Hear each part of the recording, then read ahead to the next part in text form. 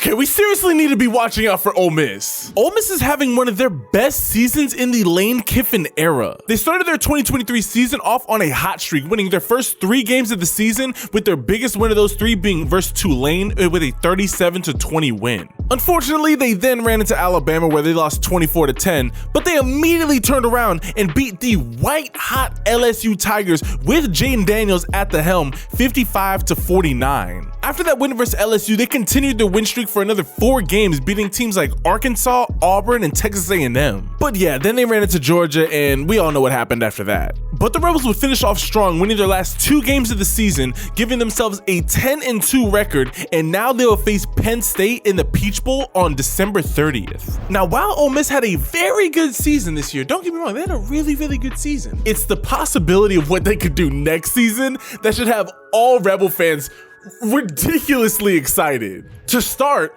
Ole Miss might be bringing back the most talent of any team in Power 5 football.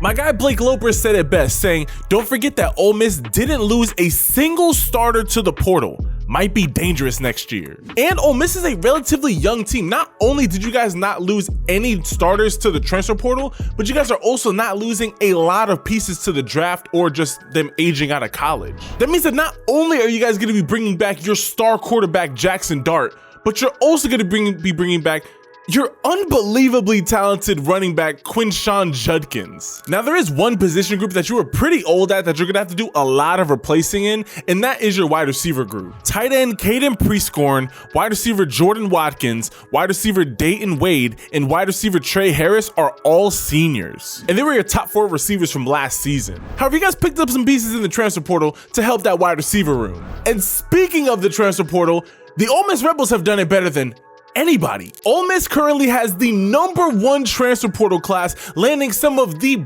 biggest names that the portal had to offer. Here are just some of the names that Ole Miss brought in this year's transfer portal that are going to be immediate impact players for the Rebels next season. You guys brought in 4-star transfer prospect at corner from Mississippi State, DeCameron Richardson, 4-star transfer prospect at linebacker from Arkansas, Chris Paul Jr., 4-star transfer wide receiver from South Carolina, Antwain Wells, 4-star transfer prospect at edge from Florida, Princely Uman Million, 4-star transfer prospect at edge from Tennessee, Tyler Barron, and oh yeah, you landed the #1 available transfer target, defensive lineman from Texas A&M, Walter Nolan. And that's just a few of the big names that Ole Miss landed from the transfer portal, and the biggest thing is a lot of those players are coming from other SEC schools. So not only is Ole Miss getting that much better, but every other team in the SEC just got a little bit worse. And the Rebels currently have the 21st best high school recruiting class in the country, with their top 5 recruits consisting of 4-star athletes standing at 6 foot and 185 pounds, Noreel White, 4-star defensive lineman standing at 6'3", 250 pounds, Jeffrey Rush, 4-star wide receiver and the 2nd best JUCO wide receiver in the country, standing at 6'4" and 190 pounds, Deion Smith, 4-star defensive lineman standing at 6'5", 260 pounds, Cameron Franklin, and 4-star interior offensive lineman standing at 6'2.5", 295 pounds, and the 13th best offensive lineman in the country, William Eccles. I think it is quite easy to see why all Rebel fans should be extremely excited for next season. You guys are retaining more talent than almost any other team in college football. You've added more quality talent than any other team in college football, specifically from the transfer portal, but you also got a ton of talent in the high school recruiting class. How can it get any better? Your 2024 schedule looks very easy. In 2024, it looks like the Rebels are going to start off on a 6-game winning streak, seeing that their first 6 game of the season is against Furman College, Middle Tennessee, Wake Forest, Georgia Southern, Kentucky, and then South Carolina. Oh yeah, and of those 6 games, 4 of them are at home. The Rebels' first challenge is going to come in week 7, where they have to go to Baton Rouge to face off against LSU at LSU. However, they don't have Jaden Daniels, and they beat LSU with Jaden Daniels, so we can call that a win as well. So heading into the Rebels' first bye week, they will be 7-0. Now, coming off of that bye week, they're going to be going up against Oklahoma, but it's going to be a home game, and Oklahoma is going to be a very different team than what they look like this year. They're not going to have Dylan Gabriel at the helm, and they've lost a lot of pieces to the NFL draft and to the transfer portal. So I think we can call that game versus Oklahoma a win. They will then follow that game up by going to Arkansas to face the Arkansas Razorbacks, which I think we can all agree that's going to be another win. So heading into their toughest game of the season, the Rebels will be 9-0 with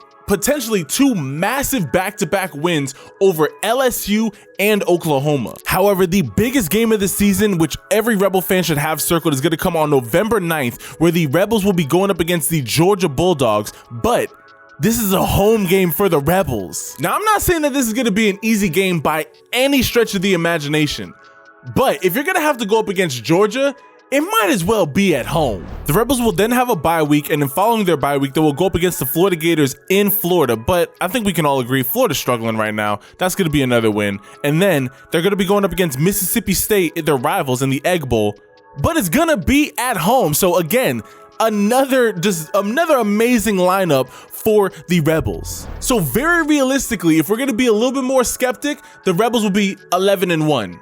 If they beat Georgia, they could easily, I'm talking like so easily, be 12-0 and find themselves somewhere in the top 3 of the college football, just the college football rankings. And even with one loss, they could still find themselves in the college football playoffs. Ole Miss's 2024 schedule is so favorable for the Rebels. Their biggest 3 games versus LSU, Oklahoma, and Georgia.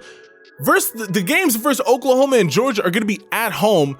And they beat LSU last season, like I said, with Jaden Daniels. They're not going to have Jaden Daniels this upcoming season. So I think it's going to be a much easier game. And then your biggest rivalry game is going to be at home as well. So you're going to have that home field advantage in that. Ole Miss's 2024 schedule is so favorable for them. Plus all the talent that they're bringing in, plus all the talent that they're keeping. Ole Miss, they are going to be a terrifying team to have to go up against next season. I want to hear from y'all. After taking a look at the Rebels' 2024 schedule, seeing the pieces that they brought in the transfer portal, seeing all the players that they're going to be keeping, do you guys agree with what I'm saying? Do you guys believe that genuinely, on a worst case scenario, the Rebels are a 1-loss team, and at best, they are a perfect undefeated team, and they will very easily be in the college football playoffs next season? I want to hear from y'all. Comment your thoughts down below, because I honestly think that Ole Miss is going to be my team to watch going into next season, because they have all the cards are aligned for them to have a straight shot to the college football playoffs. Alrighty, y'all, but I hope that y'all enjoyed this video. Be sure to leave this video a like, and please comment your thoughts down below. I want to hear all my Ole Miss faithful. Comment your thoughts on how excited that you guys are this offseason. You guys had a phenomenal season this past year. You just ran into Alabama and Georgia. You don't have to go up against Alabama next year. You have to get over that Georgia bump, but I believe that if there's a team that is going to be able to do it next season, it will be Ole Miss. Comment your thoughts down below. Leave this video a like and hit that subscribe button and turn on all your notifications so you stay up to date, because y'all, all my Ole Miss fans, y'all been showing some love to the videos. So I'm gonna make sure to start covering y'all some more. So be sure to hit that subscribe button and turn your notifications. I love and appreciate each and every single last one of y'all. If nobody has told you this today, I love and appreciate each and every single last one of y'all. If you are going through anything good or bad, know that Jesus Christ is always right there with you. Whether you acknowledge him or not, he's never left your side. If you're going through anything, know that you can always call upon Jesus, and he's just right there, willing and able to help you with whatever you need. Never forget that. Love and appreciate all y'all. And I will catch you guys in the next video. Ciao.